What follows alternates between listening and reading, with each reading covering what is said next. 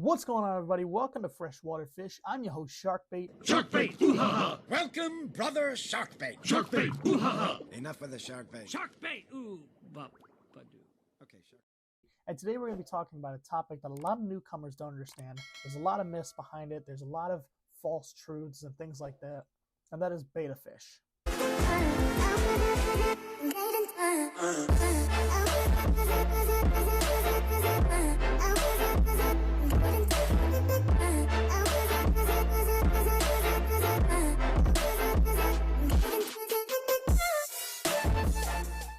So coming in at the number one spot, the first thing we want to talk about is going to be, where do betta fish originate from?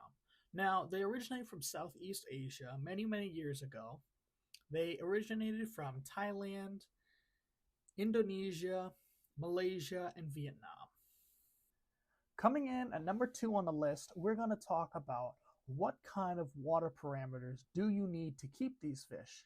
Now, typically when you go to the fish store, you see those 2.5, 3, 4, even 1 gallon tanks on the shelves at places like PetSmart, Petco, Walmart that says they're betta fish aquariums. Never go with that size aquarium because that small tank is way too small for those big fish, and they need a lot of room to move around in order to be not stressed out. So start out with at least a 5-gallon tank or bigger. 10-gallon is optimal. 20 is a little bit overkill, but you know what? It's up to you. So the next thing we want to discuss is environment of your aquarium. Now, I'm going to use this aquarium as an example for a couple different reasons. First of all, it's a 20-gallon. It has a lot of live plants. It has natural rock. And it has everything that should be set up for a betta fish. So let's go down the list and discuss that. So coming in at number one, we have live plants. Now this is incredibly crucial. If you keep betta fish, you want to have live plants.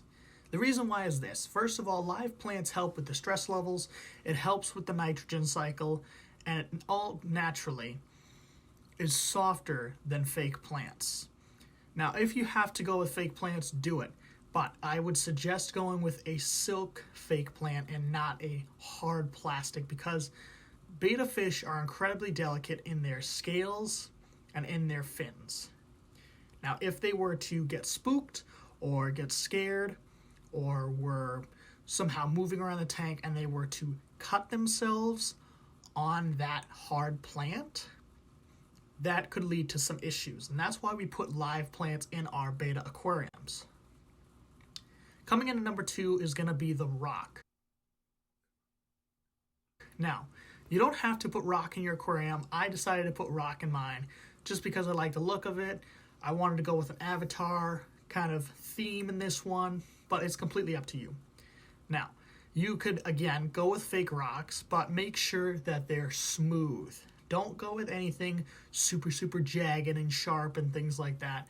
Anything that goes inside of a betta aquarium, you want to make sure it's smoothed out.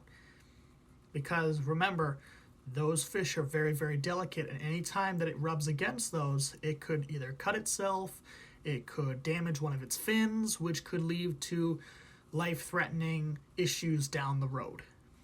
So the next thing I want to discuss is going to be tank mates. Now this is a super huge topic and there's a lot of myths to it, so we're going to go through it very, very slowly and break it down level by level.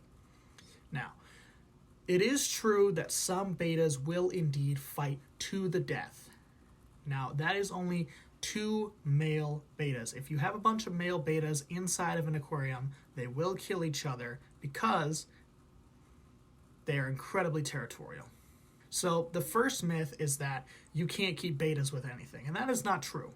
You can keep bettas with a lot of different fish. You can keep them with shrimp, you can keep them with plecos, you can keep them with cardinal tetras, you can keep them with corydoras, you can keep them with a lot of smaller fish.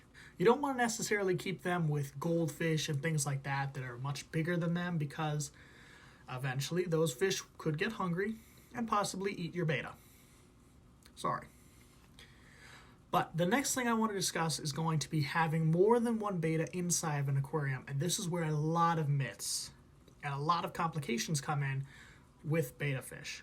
So the number one rule is this: if you have an aquarium, do not put two male bettas in that same aquarium unless you have some sort of divider. And the reason why is this: male bettas are incredibly territorial.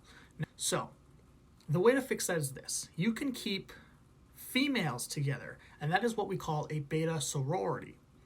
Now, a betta sorority needs to be put in delicately. You must put two female bettas in at the same time and make sure that they do not fight each other. If they begin to fight, you need to take one of the females out because the other one is becoming too territorial.